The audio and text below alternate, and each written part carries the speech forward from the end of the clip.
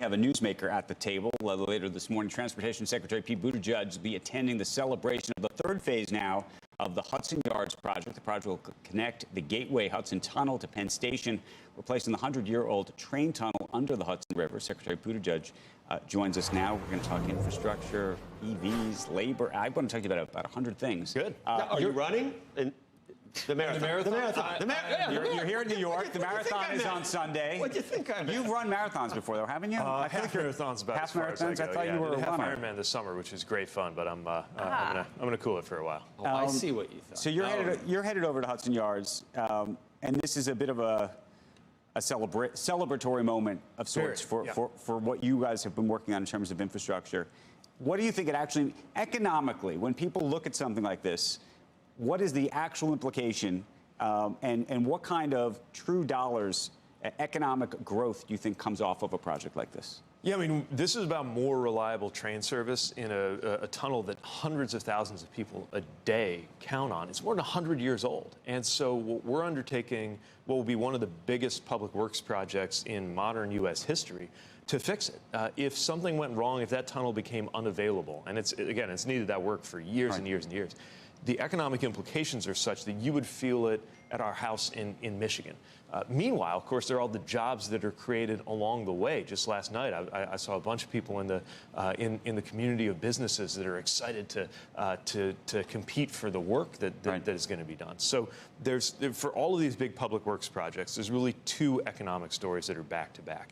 There's, of course, the ultimate benefit of being able to use it, or in this case, knowing that it'll be reliable. There's also the benefit along the way of construction, engineering, planning, and even just the accounting services, the food trucks, all the things that go into that big project. Right. No, the reason I ask is I think we're at a very unique moment where the conversation in this country has turned about spending.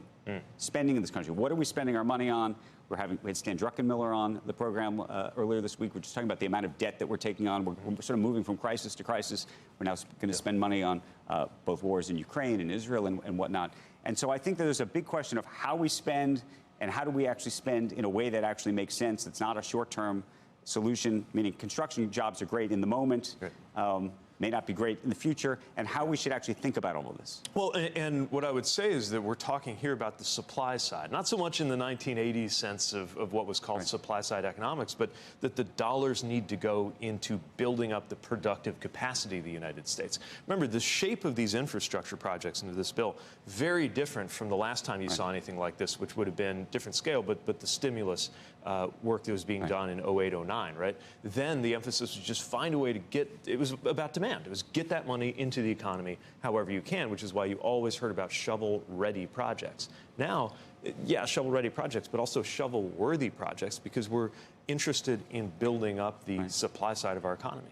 Given your role in transportation, what do you make of the UAW deal that's just been reached now with all three automakers, and what you think it will do both on the worker side, which obviously is going to improve their lives, but also on the cost side and the inflationary side of vehicles. So the average cost of a car is going to go up by about $900.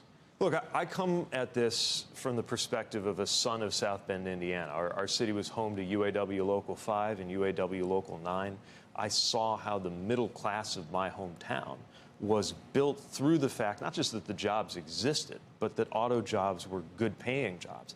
And our city, even for decades before I was born, was recovering from the aftermath of losing Studebaker in 1963. What we have on our hands right now is obviously a new chapter in the automotive industry starting with some of the new technologies that are coming on. And wanting to make sure they're made in the U.S. is a priority of ours. So is wanting to make sure that they are good jobs. Now, those good-paying jobs mean that there's also a lot of pressure on the companies to innovate in the same way that we put a lot of pressure on them to innovate with our fuel economy standards. But every single time, they figure out a way to do it, make a great product, compete. But you innovate and automate.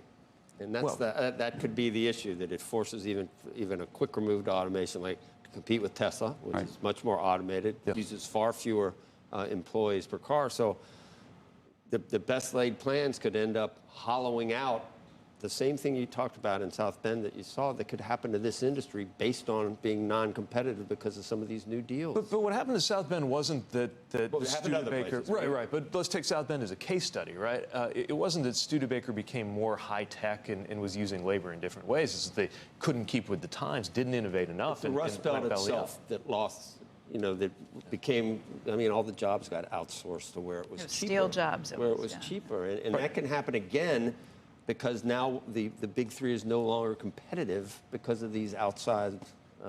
I think they're going to remain competitive. I think they'll be competing in different ways than the newer companies. Now It'll in continue EVs. to be interesting. They're not competitive now with EVs, are they? Look, from one year to the next, you're going to see some of these ups and downs. But we drive a Pacifica. I never thought I was going to be a minivan person. An EV? And then we He had wants kids. one of those. It's a plug-in, so it's a hybrid. You want an EV, right? Or you want a Pacifica. That's the one you mentioned. Totally want a Pacifica. I like those. He's got a Pacifica. So the point is, we plug it in. The first color? 30 or 40 miles runs on electric. Then it switches to gas on a long road trip, right? But my point is that the U.S. auto industry, where they're talking about the newer companies that grew up around this, like a Tesla, or the big three, they're all finding ways to compete on. Yes, they have to obviously make sure that they keep driving the cost down, but also they're competing on quality. We're excited about that. I think a great motivated labor force is a big part of that too. Can I just ask? I come from a union background too. My grandfather was the president of the Carpenters Union in Indiana. But let me just take a look at one of the things they agreed to today that kind of shocked me. The big three is going to be paying the strikers a daily wage for all the days that they striked. That seems like a crazy setup because you don't want it to be easy to strike. You don't want it to be. It hurts everybody. Yeah, but when people are on strike. That's what the funds at the unions were for. Yeah, for they have a strike funds. fund. But the look, idea that's of doing that, that's just like in a negotiation. You don't agree to pay the other person's attorney fees because you don't want to be back at the table. You want to force people to have to work things out before it gets to that extreme measure. Yeah, but sometimes you do agree to pay the other person's attorney fees. Those are the economic things they worked out at the table, right? And maybe it could have come in a different fashion. And, I wasn't there at the table to see all of the different dials that they were turning. But look, I don't think you're ever going to have a situation where workers go on strike lightly. It's just such seems like it sets it up for them, for their families, as well as for the companies. And I think the outcome of this is going to be a level of assurance on the quality of life that comes with these jobs. Remember, this isn't happening in a vacuum. A big part of what they were pushing for was just to have their income grow in a way that corresponds with the company's income and with the executives' income. Mr. Secretary, let me ask you two related questions, which is you did see our automakers, and I'm talking about GM and Chrysler specifically, fall into bankruptcy. We've seen this movie before. And so the question, and I think people could fairly say part of that was a function of an overextension of, dare I say, legacy benefits. Of benefits to workers. I think that is almost empirically true, even though it may be painful to say because I think we're all very sympathetic to the workers. And so how do you ensure that, especially at a time when there is this transition to EVs? And they were just not, you saw what they warned about. But that was about these structure. are billions of losses that they're occurring right now. But that was in about EVs. the structure of the compensation, not just about the level of the compensation, right? Just the actuarial picture of what it meant to compensate people partly through those defined benefit plans looked different by the 2000s than it did when that became part of compensation. So yes, of course, you got to adjust the model and the structure as well as the level. But the bottom line is there is more than enough in terms of the value being created for more of it to be shared with the workers who create it. That's the premise, and that's what these negotiations have led to. Speak to this as we're talking about EVs. So Nikki Haley was sitting literally where you were sitting just about a week ago,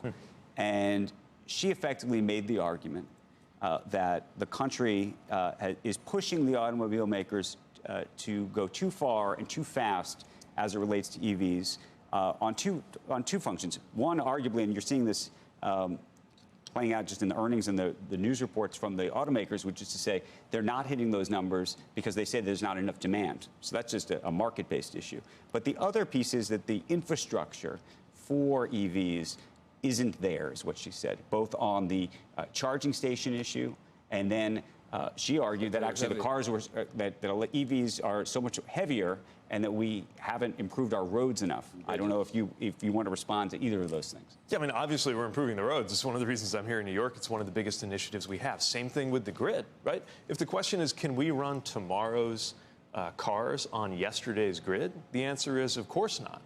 But the answer is also not to pickle the old technology and assume that we can make it last forever. The answer is to fix up the grid, which is literally what we're doing.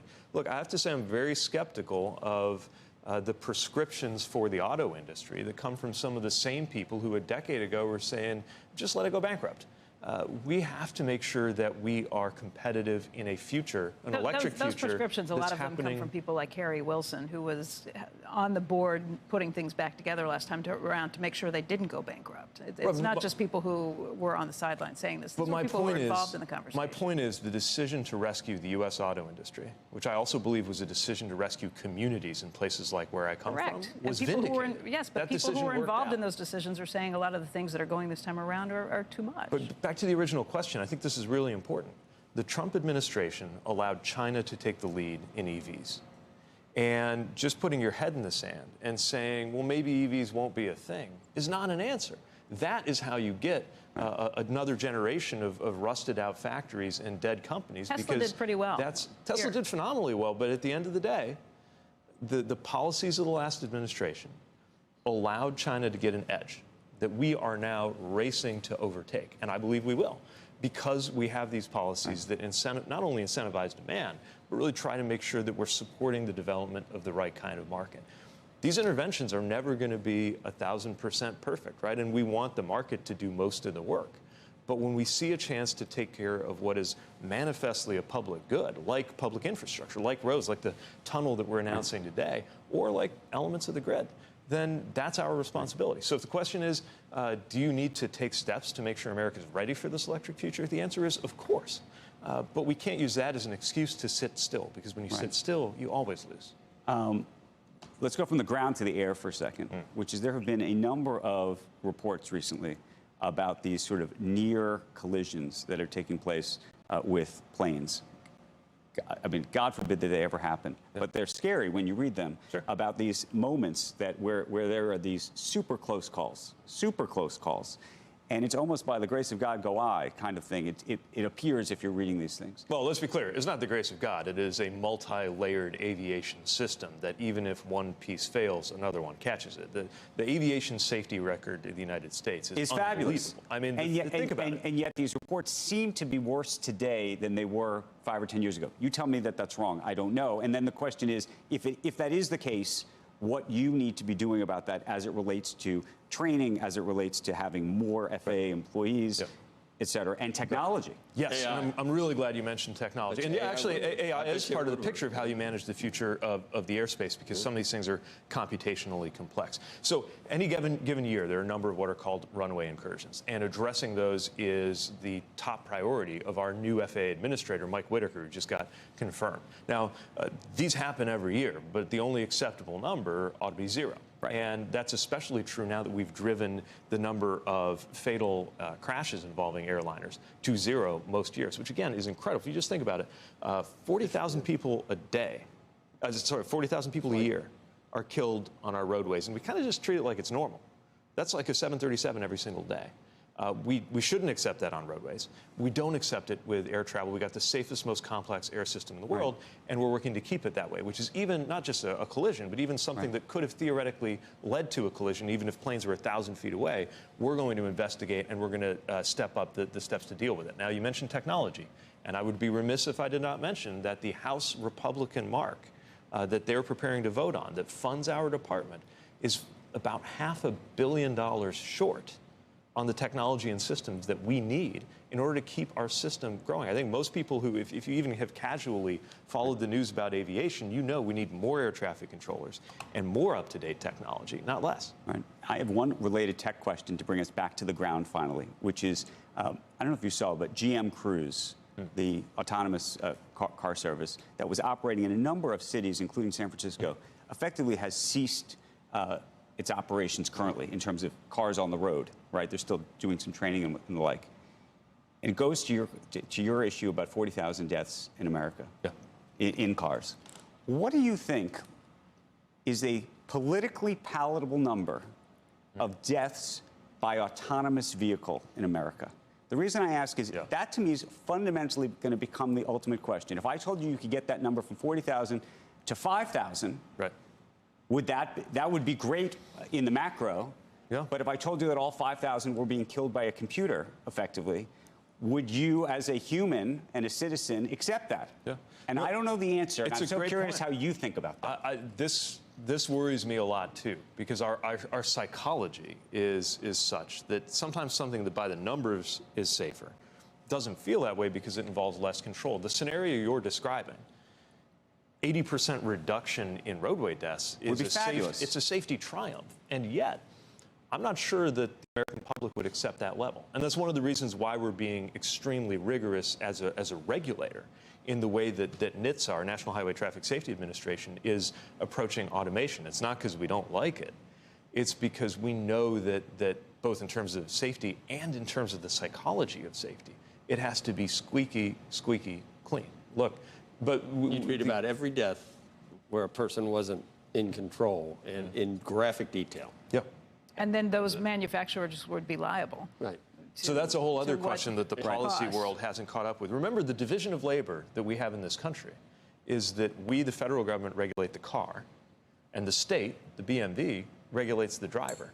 Our system does not contemplate things like liability if the car is the driver, and that's part of what we need to work on in the policy How does space. insurance catch up with that? There's a million. Yeah, different- but the other end of the pot of gold, so to speak, at the end of this journey is that we could have a radically safer country because, frankly, the track record of human drivers is murderous. All right. Secretary Buttigieg, thank you for joining us. Appreciate it very, very much. Good luck at the marathon.